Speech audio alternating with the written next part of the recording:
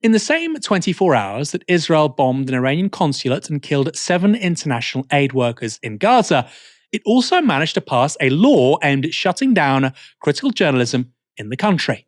Israel has moved to close Al Jazeera in the country after the Knesset passed a law allowing the banning of international media that it says poses a security threat.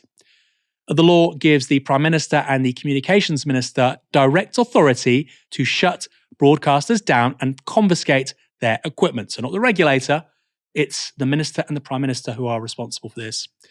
And Benjamin Netanyahu has made it clear that he intends to use it. He said this: Al Jazeera harmed Israel's security, actively participated in the October 7th massacre, and incited against IDF soldiers. It is time to remove the shofar of Hamas from our country. The terrorist channel Al Jazeera will no longer broadcast from Israel. I intend to act immediately in accordance with the new law to stop the channel's activity. I welcome the law promoted by Communications Minister Shlomo Karai with the support of coalition members led by coalition chairman Ophir Katz. The claim that Al Jazeera participated in October 7th is completely unfounded, and it's been refuted on multiple occasions. The Qatar-based broadcaster said this in response: Al Jazeera holds the Israeli Prime Minister responsible for the safety of its staff and network premises around the world following his incitement and this false accusation in a disgraceful manner. Al Jazeera reiterates that such slanderous accusations will not deter us from continuing our bold and professional coverage and reserves the right to pursue every legal step. This isn't the first time Netanyahu's government has tried to shut down Al Jazeera. Just a week after the 7th of October Hamas attacks, Israel's communications minister said he was trying to find a way to close the network's operations in the country. A month later, the Security Cabinet decided to hold off on the shutdown, fearing it would undermine Qatar's mediation efforts between Israel and Hamas. So why has Israel pushed through this law now? Well, a diplomatic source told Haaretz this: it's clear that this move is intended to put pressure on Qatar. The law and the curtailing of Al Jazeera activity in Israel are another tool Israel can use to increase pressure on Qatar, so it uses its influence over Hamas and makes the organization moderate its positions.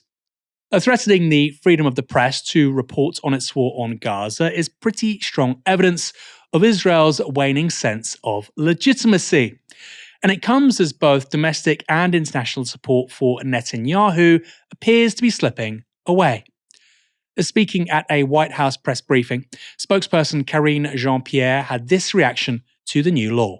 I think you're speaking specifically, at least the reports that we've seen is about Al Jazeera specifically, but it doesn't matter, whichever, right, journalist more broadly. But to those particular report, we've seen the reports, and certainly I'm going to refer to Israel for what they may or may not be considering. But if it is true, a move like this is concerning.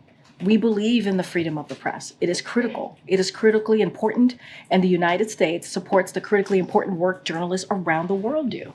And that includes those who are reporting in the conflict in Gaza. So we believe that work is important, the freedom of the press is important, and if those reports are true, it is concerning to us. Somehow, when it comes to Israel, the US can't seem to get beyond simply voicing their concerns. In 2021, President Joe Biden also found this concerning.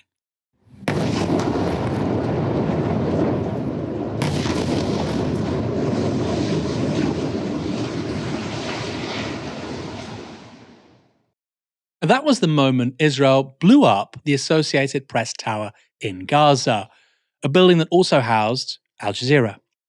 And if Israel does shut down Al Jazeera's reporting from Gaza, it'll be just the latest in a series of steps the country has taken to suppress the organization since the war began. One way it's tried to do this is by appearing to target the network's journalists and their families. In late October, Al Jazeera journalist Wael al-Dadu was reporting from a hospital in Gaza when he received the news that an Israeli airstrike had killed most of his family. His wife, son, daughter, and grandson were amongst those killed. In January, another of al-Dadu's sons was killed by an Israeli strike. Hamza Wael al-Dadu was also a journalist. He was killed alongside fellow journalist Mustafa Thuraya when Israel bombed their car. In December, Al Jazeera journalist Samir Abu Daka was killed in an Israeli airstrike on Khan Yunis, while al-Dadu, who was with him at the time, was also injured. Mike, what's your read on this? On the one hand, Israel has made this case over a long period of time, and it's fair to say Al Jazeera's reporting is unique in so much as it's getting to the facts of what's happening in Gaza.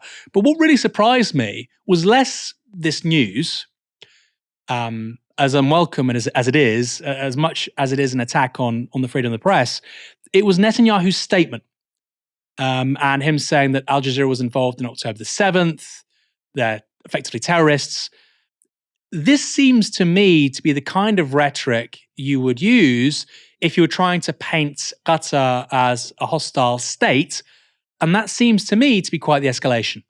Yeah, it definitely is an escalation. I think, Netanyahu has in the past also labeled human rights groups as terrorists. And I think part of this is a wider strategy to delegitimize critical reporting of Israel. So we know that Al Jazeera are an important source of news for people in Gaza, right? Which is partly why this is a huge, huge problem, this idea of making Al Jazeera illegal, because for people in Gaza, a lot of the idea of knowing what's going on is partly through Al Jazeera, its reporting, its kind of investigative work, which is so thorough. I think as someone who, maybe like 10, 15 years ago when I was sort of learning about this as a younger man, I remember going to lots of Al Jazeera newspaper articles and reading those online and finding out about what's going on through Al Jazeera. So Al Jazeera been at the vanguard of kind of really deep, thorough investigative work on Israel's genocidal campaign against Palestinians for a number of years. And that's partly why, if you're Netanyahu, you want to shut them down, right? Because they are quite literally telling the truth about what's going on. They are exposing your lies. They've done documentaries on this. And more than anything, these journalists have risked their lives to tell the truth, right? We saw footage of the building being blown up. People have died. People have been targeted because of this, because of their thorough reporting on this. So I think it is, a huge problem that Netanyahu is deciding to go down this route. But we do know this is part of a wider strategy. Again, human rights groups who've been very, very vocal critics of Netanyahu have been targeted as well. They've been called terrorists as well. All of this is part of that kind of strategy of, I want to do whatever I want. We're going to bomb refugee camps if we have to, and hospitals, and we'll target aid workers if we have to. All of this is part of a wider campaign. All of this kind of comes together. All these stories we've kind of covered today all kind of come together and inform a wider strategy, a really horrible strategy. And again, the idea that Israel can act with impunity because it's been given the green light by Western leaders. So this is a huge problem. And I think the freedom of the press angle is interesting because it's something that kind of liberal states hold as sacrosanct, right? It's the idea that no, freedom of press, the ability to report things forensically and free speech, all of these things are something that Western states value. Yet all we get in terms of acknowledgement of this is just, this is really, really sad. And you're just kind of really tepid statements that we constantly hear. The US raised concerns, and I'm sure Starmer will tweet something later on about raising concerns, and David Cameron will tweet something tepid about raising concerns. Yet no one seems to do anything beyond raising these concerns. So it is a real frustration of mine. I think Netanyahu is becoming, and what we've seen over the last 6 months is Netanyahu was already a fascist and has already espoused some quite deeply worrying sentiments. But I think in the last kind of 6 months, you've seen him, and I didn't think this was possible given where he was before, but we've seen him stoop even lower from where he was before in terms of his attack on, Palestinians, etc. And this kind of attack on Al Jazeera is just kind of another example of how far he's willing to go and how far he's willing to stoop to kind of commit to a genocidal project. Also, just on this quickly, Shireen Abu Akleh was killed by a sniper. And then Israel proceeded to actually attack people at her funeral. This is not new. This has been happening for a long time. And I don't understand why our country is allied to people that do this.